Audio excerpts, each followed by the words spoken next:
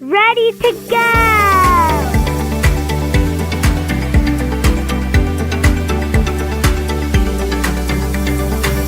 You're listening to By Land and by Sea, powered by the Maritime Professor. All right. There has been a lot going on across maritime policy, regulations, funding, strategy. We got a lot to get into today. But before we get into it, I do want to start by saying, look, I am still very supportive of the movement and the direction we are going. Full stop. Full stop. We are in a once-in-a-lifetime moment for maritime. I truly mean that. But I have a few frustrations that are starting to bubble up, and you might catch those a little bit as we get into it today. But I remain fully supportive of the movement and the direction that we are moving. I am so excited to see it. But look, today is a few good things, a few great things, and a few little frustrations. And I'm going to leave it up to you to determine which ones are which. How's that for an opening hook? Let's get into it, everybody. Hi, welcome back to By Land and by Sea, an attorney breaking down the week in supply chain, presented by the Maritime Professor, me. I'm Lauren Began, founder of the Maritime Professor, former Federal Maritime Commission attorney in the Office of International Affairs, in the Office of the General Counsel, doing international affairs, and founder of Skull Strategies. How many times have I done this opening?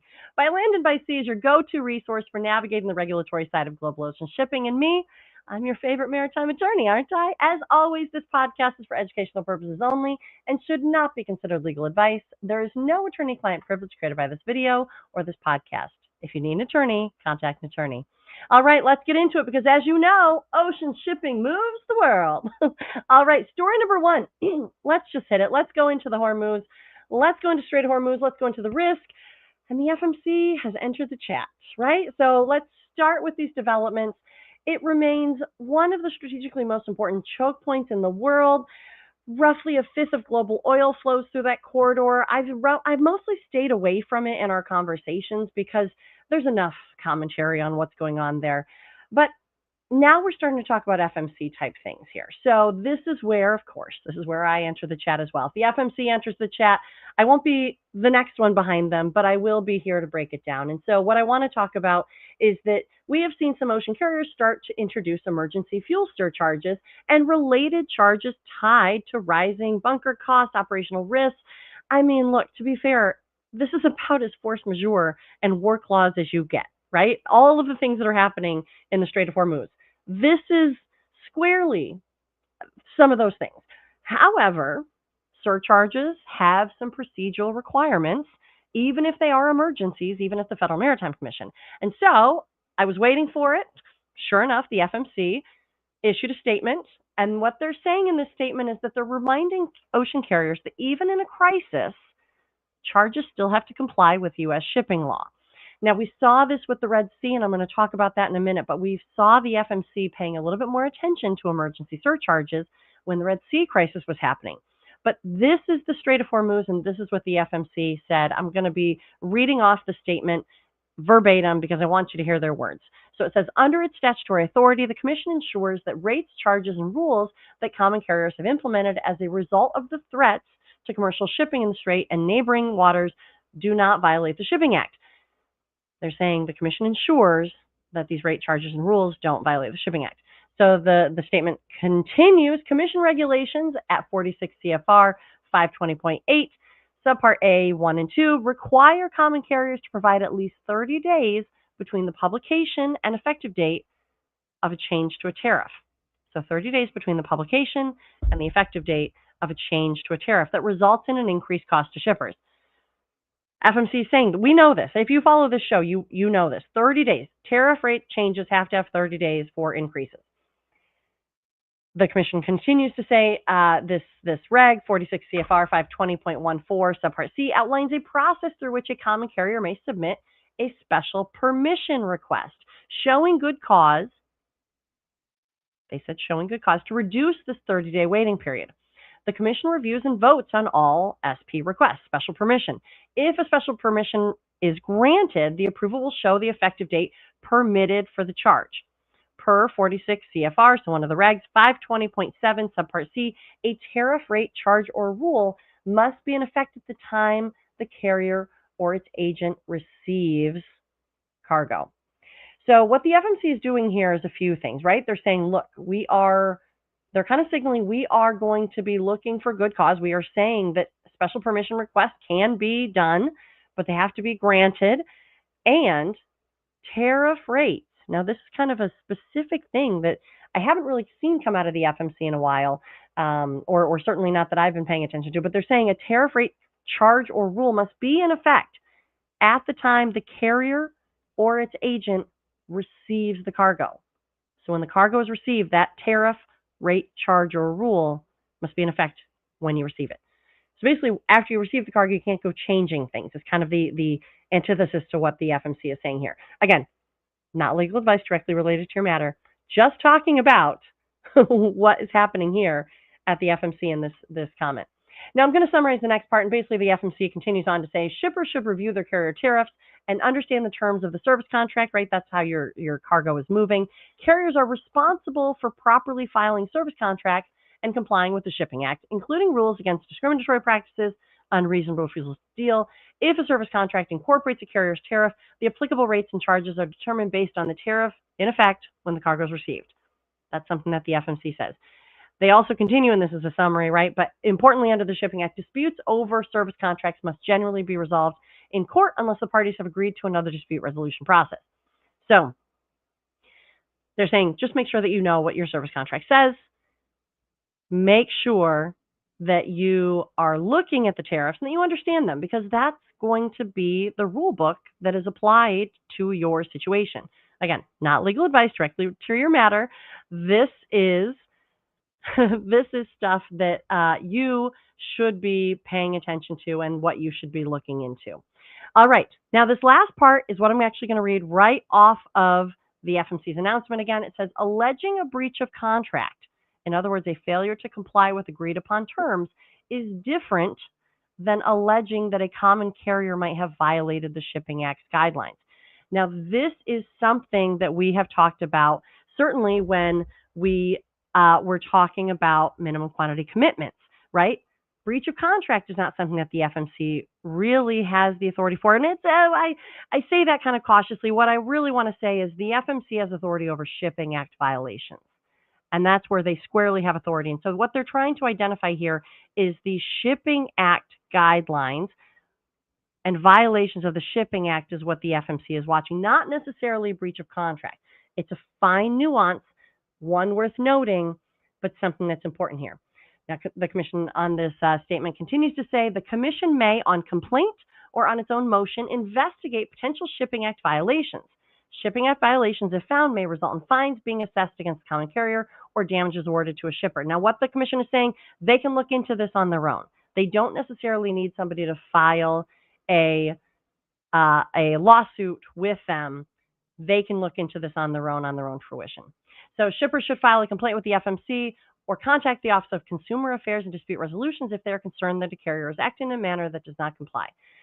All right, so that's the statement. The key point here is that the Commission is not saying carriers can't respond to changing conditions in the market, but it is reminding the industry that even emergency surcharges still have to follow regulatory framework established under the Shipping Act.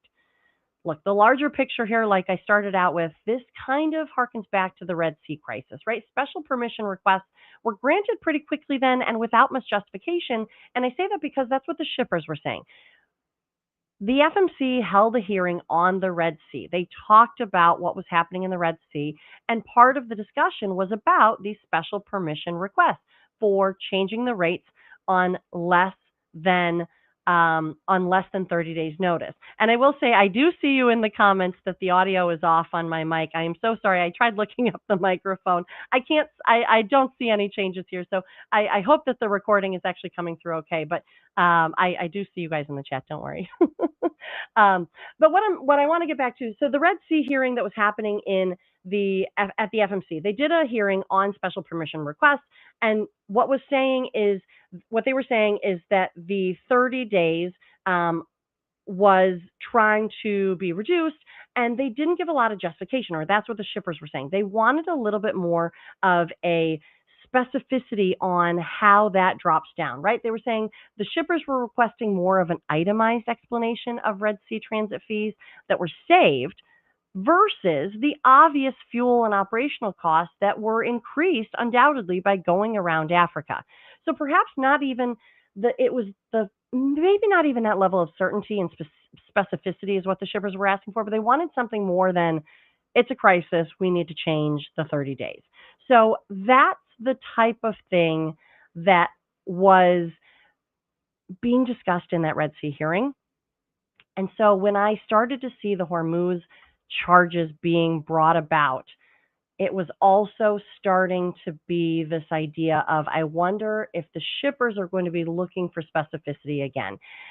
And I think that that's what's happening here with the FMC. I think that they didn't forget the shippers asking for a little bit more specificity. And I think that what their FMC is really trying to say to the ocean carriers here is, look, if you are going to be filing special permission requests, just make sure that you outline how this goes, what you are basing these higher costs on. Because it's not about whether or not there are higher costs, right? I started out by this is, I mean, force majeure, this is wartime, this is all of those things that usually get captured in these contracts. But on the other hand, you gotta just justify it just a little bit more. And I think that's what we're seeing out of the FMC here. So look, what I think we're seeing when geopolitics and instability pushes shipping costs higher, I don't think anybody's questioning that. But how the justification is basically communicated is what the FMC is looking for here. All right, now let's go into another FMC. We have a few FMC issues here, like we always do, right? But this one I thought was interesting. I didn't see a lot of coverage on this one, but something that is very important to cover, and it has to do with the World Shipping Council. This is a case that's been kind of pending for a while, or I shouldn't even say a case, a determination, an investigation, I guess you would call it. But it has to do with the World Shipping Council and the agreement that was filed at the FMC and the type of agreement that they are being filed under. Now, I want to be very specific here, so I will be reading mostly from what the FMC put out on this as well, because I want to make sure that I'm not mistranslating their words. So I'll read it and then I'll kind of react to it as I'm reading it. So the World Shipping Council Trade Association, whose members operate about 90% of the world's liner vessel services, filed an agreement with the FMC in October 2020. So this is from the FMC final documentation that they just released, I believe it was last week. Commission continues to say the agreement authorizes World Shipping Council's members who are parties to it to engage in 7 categories of activities, which involve discussing and formulating common positions on a range of policy, legal, and other topics. The agreement becomes effective in November 2020 and has undergone a few amendments through the years, as many agreements often do. Agreements that are filed and effective have a limited antitrust exemption under 46 USC 40307. So what this means, right, this limited antitrust exemption, these members of the agreement can discuss things that otherwise might be a little monopolistic, but because the FMC is giving them authority through its authority in the Shipping Act on these specific topics or these specific categories, they're allowed to do it. And that's why these agreements are filed at the FMC. We see something similar with these vessel sharing agreements, these large ocean alliances, right? They're operational agreements kind of at their core. And so the FMC here, the whole gist of this is the FMC is questioning whether this World Shipping Council agreement is part of these covered operational agreements or otherwise identified agreements that are allowed under the Shipping Act. So that's what they're kind of trying to do here. They're saying, look, the agreements that are filed and effective have a limited antitrust exemption, and they're allowed to do that because of the statutory authority under the code. So continuing on in the FMC's words, meaning that even though it might be otherwise considered monopolistic behavior, this is me, this is what I just said, that the Shipping Act is allowing it. So continuing on with the FMC's words, in June 2025, the Commission opened an investigation of World Shipping Council's agreement to determine whether the agreement by its terms is a violation of the Shipping Act. So the FMC allowed it when they filed it in 2020. And again, I'll say agreements that are filed at the FMC don't get approved. We've talked about this before, and I'm not going to go too far into this, but agreements filed at the FMC don't get approved. They just don't get stopped. Now, that's what we see with the ocean alliances. If the FMC wants to stop it, they have to go file an injunction against it. They have to go file a case against it in court saying that these are the reasons why it should be stopped. Otherwise, it just becomes effective. So in 2020, when this agreement was filed, that's what happened. It wasn't stopped. So in June 2025, the Commission opened an investigation of World Shipping Council's agreement to determine whether the agreement by its terms is in violation of the Shipping Act. Now, again, this agreement started in 2020. Now, there was even some talk that, and I think I remember hearing about this, that the World Shipping Council, I think they said it in their response, that the FMC actually asked the World Shipping Council to file the agreement. Now, that I don't want to go too far into that. Let's get back to the actual comments here, but I'll continue on with what the FMC is saying. So the FMC indicated that although the agreement appeared to have been filed as a cooperative working agreement under 46 U.S.C. 40301A5, the agency had reason to believe that at least some of the 7 categories of activities described in Agreement Article 5.1, now that's of the agreement, Article 5.1, did not involve the working or operational activities of ocean carriers. And so to that extent, the agreement was not within the FMC's jurisdiction over such agreements. The Commission continues, and like I said, this is going to start to get a little, I just want to read what the Commission is saying. As a first step, the Commission ordered World Shipping Council to show cause as to why the agency should not cancel the agreement. World Shipping Council filed a detailed response in August 2025. The World Shipping Council response confirmed that World Shipping Council regards the agreement as a cooperative working agreement under Section 40301A5. So there were kind of clear lines drawn between the FMC saying, I don't know if you are, and the World Shipping Council saying, yeah, we think we are. We've been in existence for 5 years now as a cooperative working arrangement. Continuing on here, it says, after consideration of the World Shipping Council response and all relevant issues, the Commission has determined that at least some current World Shipping Council agreement activities do not fall within the scope of a cooperative working arrangement under the code because they are not similar in type to those specifically enumerated in other parts. Now, I pulled this section of the code, 40301. So it's 46 USC, so US code, 40301. You can actually look up ocean common carrier agreements and the types of agreements that are allowed under the Shipping Act, under the statutory authority given by Congress. So it said this part, these ocean common carrier agreements, this part applies to an agreement between or among ocean common carriers to, number 1 is discuss, fix, or regulate transportation rates, including through rates, cargo space accommodations, or other conditions of service. Number 2, pool or apportion traffic, revenues, earnings, or losses. 3, allot ports or regulate the number of charter voyages between ports. 4, regulate the volume of charter or of cargo or passengers. You know what? I'm reading from, oh no, here we go. Number 5, here we go. Traffic to be carried. Number 5, here it is. Engage in an exclusive, preferential, or cooperative working arrangement between themselves or with a marine terminal operator. This is what's at issue here, this cooperative working arrangement. And 6 is control, regulate, or prevent competition in international ocean transportation. And 7 is discuss and agree on any matter related to a service contract. Now, that's what the FMC is referencing here, saying, look, the other ones feel more operational, and this is kind of what the FMC is saying. They're saying this cooperative working arrangement might have been too broadly interpreted when this agreement was filed. And so they're saying not the entire agreement necessarily, but some of the pieces that are captured in this agreement. Now, I think that we're not done here after this determination by the FMC, but I do think that this is something that will continue on. But let me continue on. This is important what the FMC came out and said, because this is one of the first times that we're seeing some guardrails put on what a cooperative working agreement may or may not look like. All right, so continuing on. Those other parts of Section 40301A describe agreements about operational activities. In plain terms, the nuts and bolts of getting paid to carry cargo or passengers on ships, as opposed to the trade associations, regulatory, and policy matters that Article 5.1 of World Shipping Council's agreements generally envision. So they're kind of referencing, they're going back and forth between the statutory authority and actually Article 5.1 of the agreement itself filed by the World Shipping Council. So continuing on, it says, indeed, Article 5.4 says agreement parties are not authorized to discuss vessel capacity or the terms and conditions of ocean transportation services.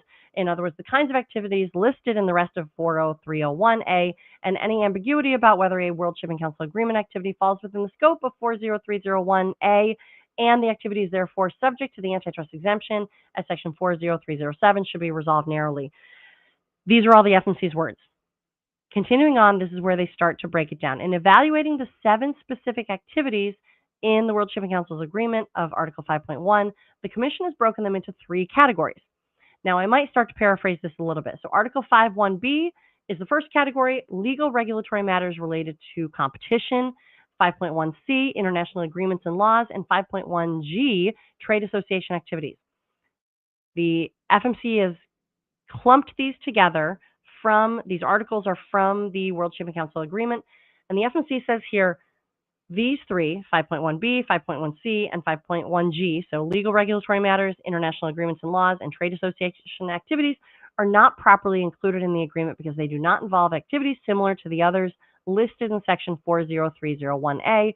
This agreement will be canceled as to these provisions. The FMC is canceling this agreement for those parts. All right, moving on to the second part, the FMC on their second category, right? That first category, legal regulatory, international agreements, trade association activities, are saying doesn't count. Again, this is the FMC saying this, not a value-based judgment, just this is the FMC saying this. Number 2, Article 5.1d, requirements as to the infrastructure and similar matters, and 5.1f, requirements as to information technology, customs, and similar matters, describe activities that may fall within the proper bounds of a filed agreement, even though they seem to involve high-level best practice endeavors that are not similar to those at the rest of the section, the Shipping Act 40301. World Shipping Council may include versions of them in a proposed amended agreement, and the Commission will consider any justifications it submits before canceling as to those provisions. So they're saying, look, IT, infrastructure, customs, those might all count, but they want a little bit more justification. So what we will be seeing is World Shipping Council, potentially likely appealing this whole thing, but potentially at some point creating a better or a justification that the FMC is requesting here. The third category, Article 5.1a, environmental climate matters, and 5.1e, safety and security matters, the FMC says describes activities that are likely within the proper bounds for a filed agreement because they do relate directly to operational activities like those in the rest of 40301A, and World Shipping Council may include versions of them in a proposed amended agreement along with justifications explaining why they meet the relevant standard for inclusion under section 40301A5. So those are the 3 categories that we have that the FMC has classified. The first one is out. The second one needs justification. The third one, they're saying likely within the bounds. We just need justification there too. So the Commission is saying, accordingly, the Commission issues this order notifying World Shipping Council that the agreement will be canceled effective in 60 days as to the 3 listed categories of activities that are outside. So now they're couching them all together in paragraph 1, right? The legal, regulatory. The agreement will be canceled as to the remaining 4 categories of activities in 2 and 3. So that's the IT and customs, and that's the environment and security. They're saying 2 and 3 only if the Commission subsequently determines that they are beyond the scope. So they're only going to be canceled if they determine if they're beyond, following any considerations of a proposed amended agreement that needs to be submitted within that 60-day period. Continuing on, it says, in the event that the Commission determines that World Shipping Council has shown that at least one, but not all of the activities in its new submission qualifies, the agency will give World Shipping Council additional period to submit a second proposed amended agreement that includes only the activities that fall within the scope of the provision. So basically, look, the clock has started. The FMC has told them where the parameters of what they think is appropriate filing fall, and here's where we are. So the Commission, what I see, is starting to fine-tune the broadness of a cooperative working arrangement. I wouldn't necessarily say that they are finding particularly narrowness in this reading, but I do think that they are starting to guardrail it, and we really haven't seen that before. And they seem to be guardrailing it around more operational functions that align with the statute. Things like rates, capacity, service conditions, right? They even said IT, customs, security, environment. Now, this cooperative working agreement was perhaps kind of up until this point was seen as a catch-all, and the Commission is now just kind of defining it, right? Now, I can't help but feel like this might also be part of a larger FMC pushback against the World Shipping Council, or maybe when this investigation kind of started. I don't necessarily think that it's vindictive, but for a little bit of context, you might also remember that the World Shipping Council filed petitions against both the detention and demurrage final rule that the FMC put out and the unreasonable refusal to deal or negotiate. Remember, that was the documented export policy rule. We talked about it quite a bit. Now, here's what I want you to get from this. This is not the FMC saying carriers cannot coordinate. All those ocean alliances, all those vessel sharing agreements, slot charters, those types of things, they're not necessarily falling into this. What the FMC is saying is you only get the benefit of this framework, this limited antitrust this limited antitrust piece protection, if what you're doing fits into the statutory boundaries. And here we just have the FMC starting to identify what those statutory boundaries are. But because it's statutory, that's why I think we're not done here. I think that this is probably going to get appealed in some way. And I think that we will see this conversation continue. But in the meantime, really, really fascinating. Really fascinating. I think that this is a really interesting and legally fascinating piece to follow along with. All right, we're not done with the FMC. FMC in China and Panama. Look, the FMC is paying attention right now to something that involves China detaining Panama flag vessels in its ports. Earlier this week, FMC Chairman Laura DiBella issued a statement noting that the Commission is closely monitoring reports that China has significantly increased inspections and detentions of vessels flying the Panamanian flag.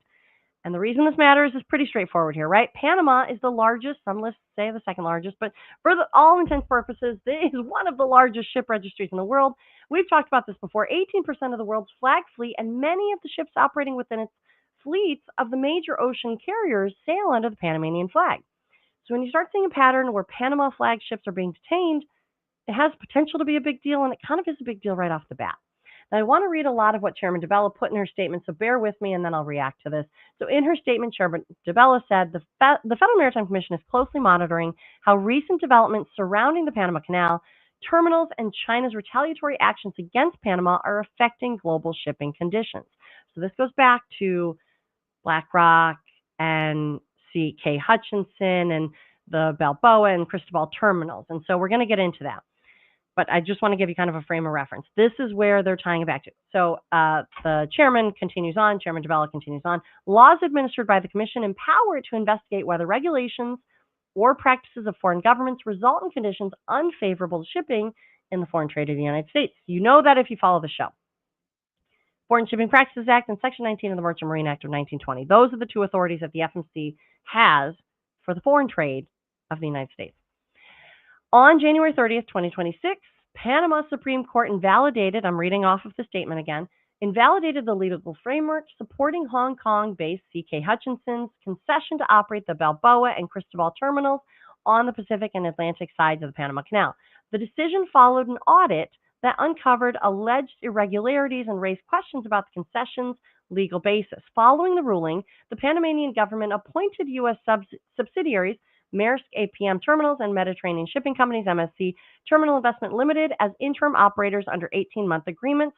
Again, this is off the FMC Chairman DiBella's statement. C.K. Hutchinson has rejected that ruling, initiated legal proceedings against the Panamanian government, and has steadily escalated its arbitration campaign, including new actions filed as recently as March 24th, which seek more than $2 billion in damages. Continuing on, Chairman DiBella's statement here. In a parallel response, the Chinese Ministry of Transport summoned Maersk and MSC to Beijing for high-level discussions. Now, I didn't see a lot of news on this. I did see it, but I didn't see a lot of coverage on it. I mean, there's a lot going on. So the Chinese Ministry of Transport summoned Maersk and MSC, well, they requested, to Beijing for high-level discussions. So continuing on here with the statement.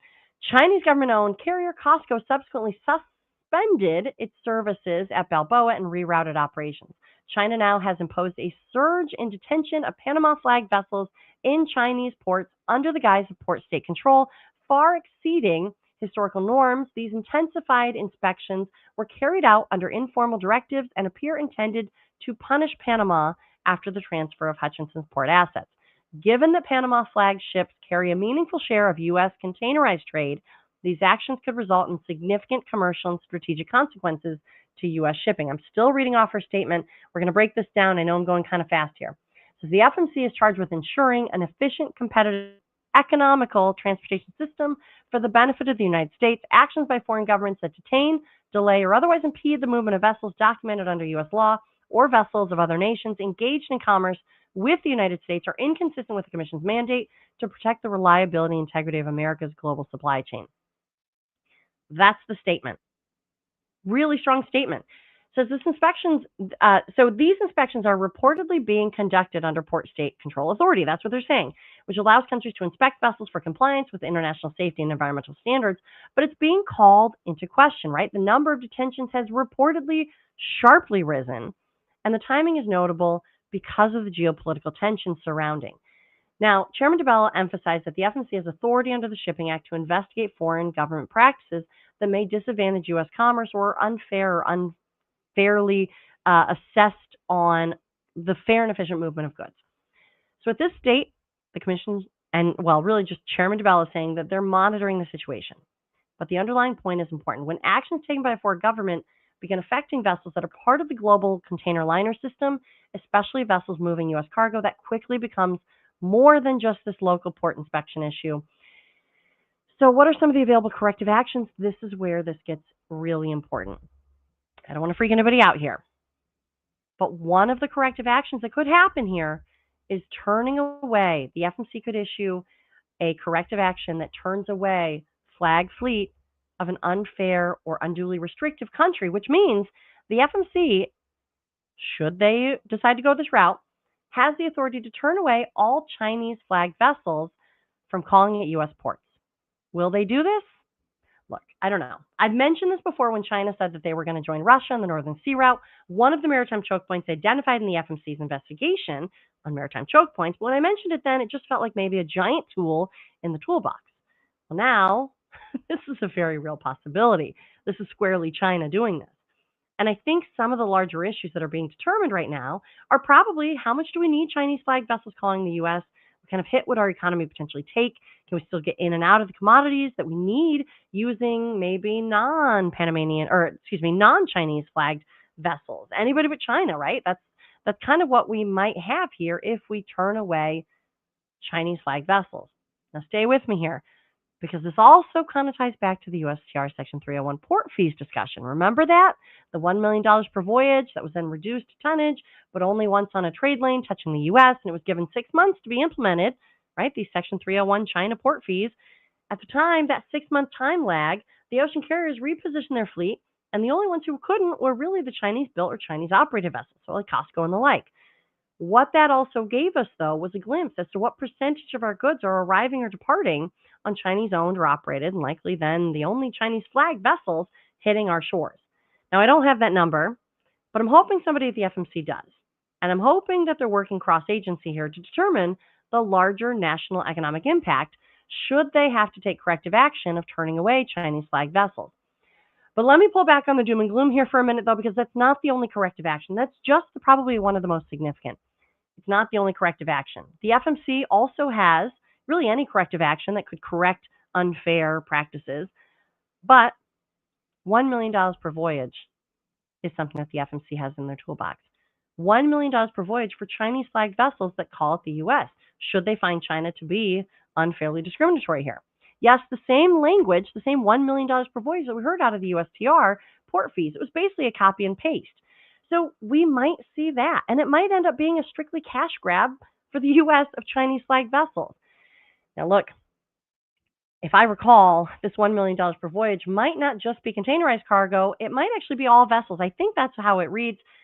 Look, then we'd be talking bulk, and we have to be careful here because bulk, we might accidentally hit our ag world because a lot of those vessels are Chinese vessels that are even moving some of our own ag products. So we need to be considered, and we need to be considerate of the bulk commodities, especially as corrective fines are considered. So even though this all may not completely have hit your radar this week, the implications of the FMC watching China detaining Panamanian flagged vessels is something that if you are in the supply chain, if you have anything to do with ocean shipping, you got to be paying attention to. You know I will, so keep it here. But no action yet out of the FMC, but they are monitoring, and those are some of the things that they might have in their toolbox. All right.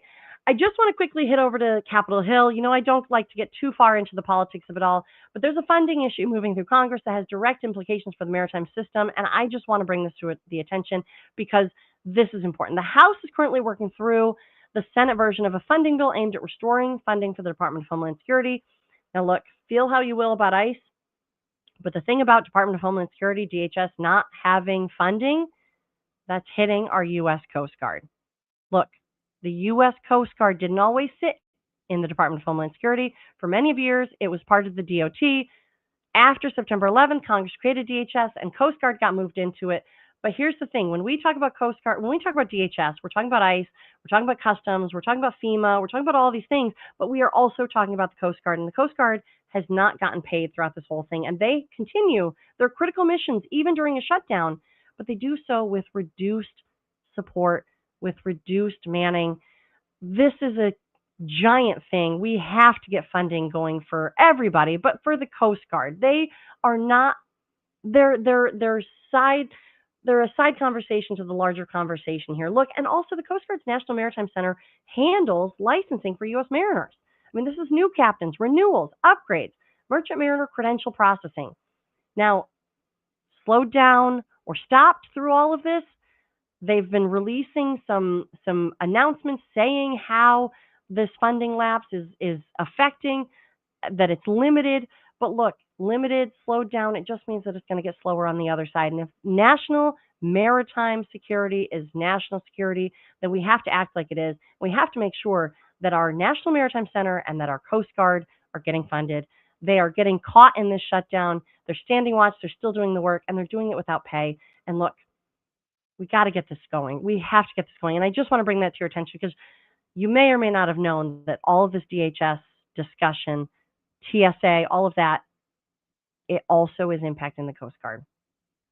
All right, next story. Port Infrastructure Development, PIDP. DOT announced a new round of funding this week for PIDP. Actually, just yesterday, they announced that in FY 2026, a notice of funding opportunity, there is $488.6 million available for port infrastructure projects across the United States. That's awesome. That's giant. Now, these grants improve port capacity, efficiency, reliability. They are berth improvements, terminal modernization, cargo handling equipment. I just want to bring this to your radar. You probably already have it on your radar, but June 26, 2026 is when those applications are due. This is important. This is part of how we get there. They are putting this in a maritime dominance category. I'm hoping we see more funding come through, but $500 million, that's pretty good. I like to see it. It's $488 million, right? So almost $500 million. That's great. Let's keep it going. Another thing that I saw this week that didn't get a lot of play, I mean, there's a lot happening, right? But that's why I want to highlight. I don't make the news. I just react to the news, and I bring some of the news to your attention. There was a study that was conducted by the Center for Naval Analysis. It was commissioned by Congress to provide analysis and recommendations on how the United States should think about rebuilding and strengthening the maritime sector. This report looks at everything from shipbuilding capacity to the size of the U.S. flag fleet, maritime workforce issues, and the broader industrial base that supports the maritime transportation system. Not surprisingly, a lot of this analysis came with a national security perspective, which is great, and it makes sense given the audience and policy environment, and because this agency, Center for Naval Analyses, conducted the report.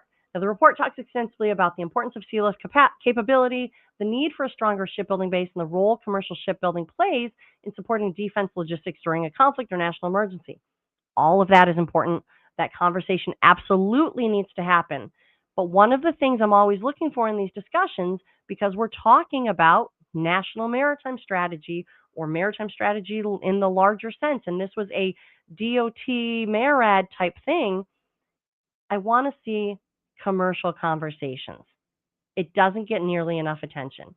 While the Department of Defense, Department of War has an obvious interest in sealift and shipbuilding capacity, the Maritime Administration sits inside the Department of Transportation, not DOD. MARAD certainly supports national defense requirements, and I'm not trying to minimize this side of it. But MARAD has responsibility to promote and support the U.S. flag commercial fleet and the economic health of the maritime transportation system. And over time, that commercial conversation has gotten a little quieter in Washington, which is why some people in the industry are actually encouraged now, because even though this CNA report, and I think that it does a good job of identifying things on a military national strategy side, it was called for prior to this current administration. So I do want to say, I think that this current administration, I think that Steve Carmel, I think that Sang Yi are doing fantastic jobs of keeping the commercial elements in mind as they're talking about all of this. But look, this report calling for a national maritime strategy is not a new thing. This is something that has been called for at least 10 years, 15 years. I mean, this is something that even going back to former Maritime Administrator Chip Janikin, around the 2015, 2016 timeframe, he was working on a national maritime strategy. This is something that we've been talking about for a long time. And so the frustration that I opened with in the opening hook is that it's time to move this away from reports and into action, right? We have about a year ago, April 9th, the executive order on restoring American maritime dominance. We have the Maritime Action Plan that was just released and starting to put some of those directives into action. But we also need to have, and should have probably been having, a continued discussion on a national maritime strategy alongside all of this. Look, talking to Matt Leach, CEO and president of Ports America, in my last episode really kind of jostled something in my mind. The United States, through Sealand, was the dominant ocean carrier in the 1990s up until it was sold in the early 2000s. That wasn't that long ago. I mean, we're talking 30 years or less. Why weren't we talking more about the United States and or one of the U.S. flag companies acquiring Zim when it was available? We would have had an automatic jump in our vessel numbers and actual international fleet capability of moving more cargo worldwide. Now, look, maybe some people were discussing it and maybe I just wasn't privy to those conversations, but if it were anywhere near a good idea or a possibility, it feels like a public discussion might have been beneficial there.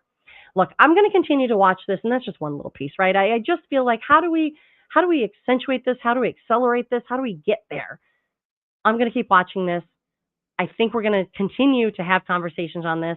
I'm sure, but we can't keep having the same discussions we've always had. We can't only be focused on supporting the military and maritime operations. And I don't want to take away from that. We just also have to be focusing on the commercial operations side. We have to have that standing on its own 2 feet. We don't get there by purely subsidizing the industry. Yes, we need cash injections, but we also need market drivers and a business model to scale it. As we get closer to National Maritime Day in May, I know I have expectations on where I hope we'll be, on hopefully some announcements that'll be coming out over the next 2 months. I don't know what they'll be, but I do hope that we have a little bit more momentum here. We are 1 year post the executive order on maritime dominance. Like I said, April 9th was when that came out. We got to get there, right? Maybe that even means MARAD and Coast Guard going over into an entirely new Department of Maritime, right? That would stand alongside, that would be a giant federal agency lift, but maybe it's necessary to have that dedicated maritime secretary at a cabinet level, right? Maybe even akin to Secretary of War, Defense, maybe there's something there. But if we're going to make maritime a priority, we have to continue to make maritime a priority, and we got to keep the momentum going. So I love what I'm seeing. I love the intention. I'm a little bit frustrated because we have to keep the commercial side, and this report, although it was started way before, I'm going to keep reading it. I want to see more commercial side a part of the conversation. So look, this week we saw developments across almost every level of the maritime policy landscape. When you look across these stories, you're really seeing 2 timelines at once, right? We see the short-term operational issues, surcharges, inspections, regulatory oversight, but we're seeing these longer-term policy conversations about ports, fleet capacity, and the future of U.S. maritime strategy, and they're unfolding at the same time, which is good, and all of these pieces fit together in the same conversation. But how the United States maintains a resilient and competitive maritime system is now, right? Because at the end of the day, ocean shipping doesn't just move cargo, it moves the global economy. And I say economy here because while military is of the utmost importance, so is the commercial side. We can't forget that. Look, if you like this episode, be sure to follow, subscribe, and leave a review. Want to go deeper on these topics or bring this kind of insight to your team? Visit themaritimprofessor.com to explore corporate trainings, tailored briefings, and on-demand webinars, all designed to make complex maritime regulations practical and easy to understand. And if your organization needs help navigating the legal or strategic side of ocean shipping, head over to Squall Strategies. That's where I provide consulting services, regulatory guidance, and policy support for clients working directly with the FMC and across the global supply chain. As always, this podcast is for educational purposes only and not legal advice. If you need an attorney, contact an attorney. So until next time, I'm Lauren Beegan, the Maritime Professor. I'm so excited with where we were going here. I continue to support the movement. I hope we continue to keep pressing forward on the maritime side. You've just listened to By Land and by Sea. See you next time.